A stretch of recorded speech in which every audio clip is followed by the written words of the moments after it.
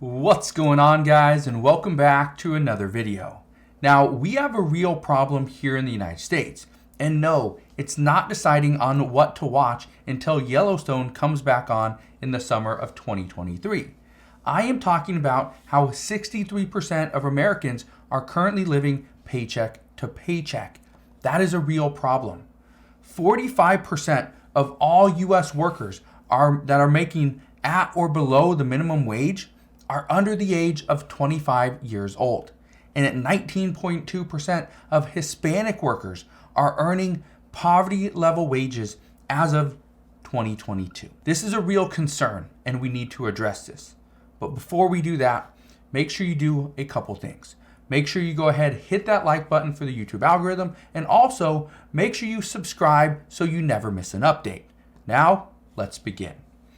We have near historic price increases on necessities that we haven't seen in many, many years on things like food and gasoline. And this has gotten many people to wonder, how much money must a worker make in order to just stay afloat?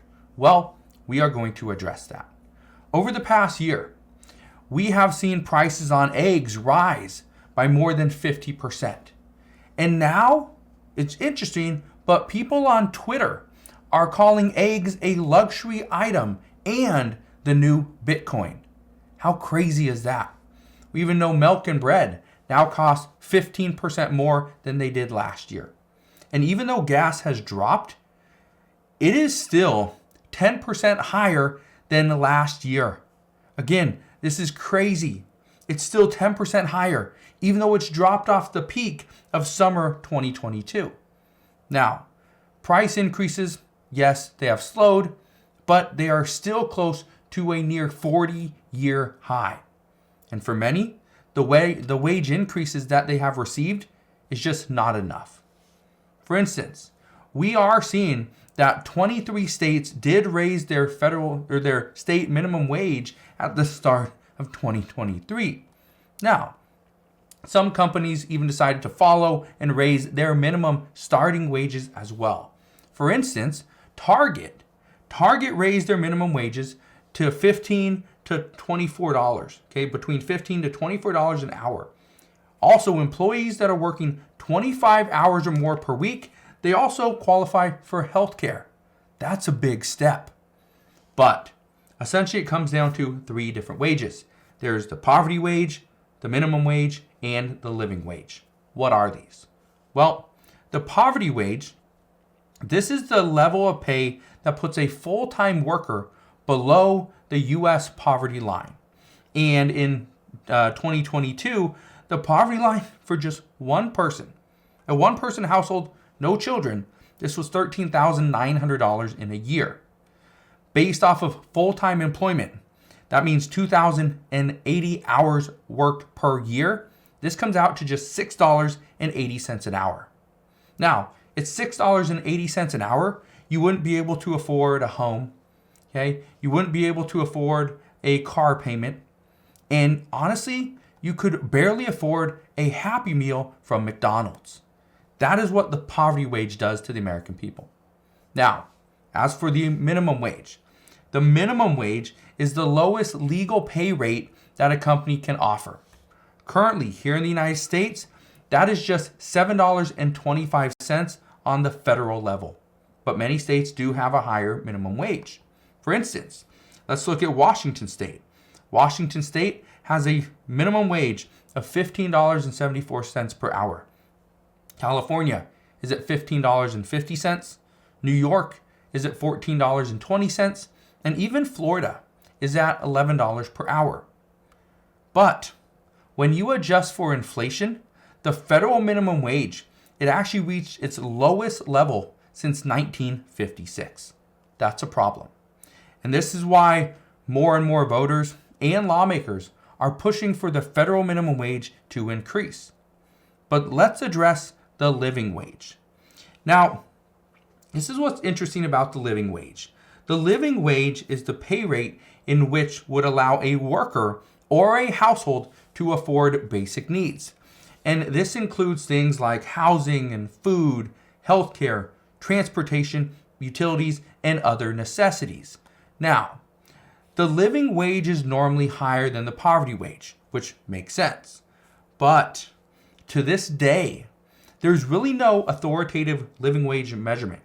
We just attempt to use calculations and it gets us fairly close. This is part of the real issue, is that we do not know, we don't have a calculation that is used across all boards as to figure out what is the real living wage. And again, part of the problem. Now, we can use a basic living wage calculation based on location and stuff like that, and we can figure out kind of what the living wage is for specific locations. For instance, New York City. In New York City, the living wage for a household of just one person with no children is currently $22.70 per hour. Do you remember what I said about the minimum wage? The minimum wage in New York is $14.20 per hour. So we are essentially $8.30 higher just to get a living wage compared to the minimum wage. That's a problem.